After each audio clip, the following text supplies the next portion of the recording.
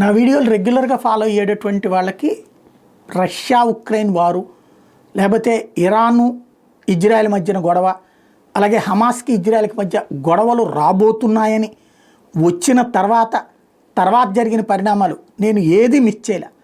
From the beginning నా expectation కరెక్ట్గానే సాగింది. అలాగే దాని రిపోర్టింగ్ కంటిన్యూ చేస్తూ వచ్చాను. నా వీడియోలు ఎప్పటికప్పుడు అప్డేట్ చేస్తూనే వచ్చాను. గత 4 సంవత్సరాల్లో కొన్ని వేల వీడియోలు చేస్తుంటాను.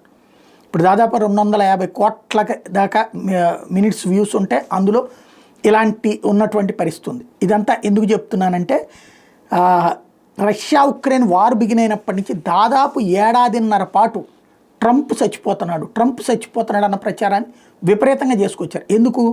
రష్యన్ల సైనికుల్ని భయోత్పాతానికి గురి చేయడం. రేపు పొద్దున మీరందరూ కూడా అంతర్జాతీయ న్యాయస్థానం ముందు దోషులుగా మిమ్మల్ని అందరినీ శిక్షిస్తామని భయపెట్టడం, తద్వారా వాళ్ళు పుతిన్ మీద తిరుగుబాటు చేయాలన్నటువంటి కోణం. రష్యా అధ్యక్షుడు పుతిన్ చచ్చిపోతున్నాడు అంతే. కొన్ని వందలు వేల సార్లు చెప్పుంటారు. సోషల్ మీడియా ప్లాట్ఫారాల ద్వారా ప్రచారం చేస్తుంటారు.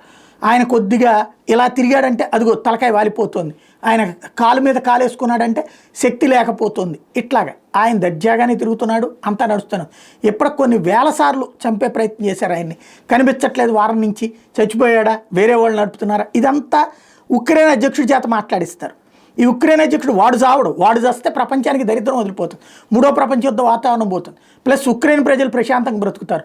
ఈ కమెడియన్ గాడు ప్రపంచాన్ని కామెడీ కిందకి మార్చేస్తున్నాడు. వాడు ఇప్పుడు మళ్ళీ పుతిన్ చచ్చిపోతానని 4 రోజుల్లో అని చెప్పేసి మళ్ళీ చెప్పుకొస్తున్నాడు అనమాట.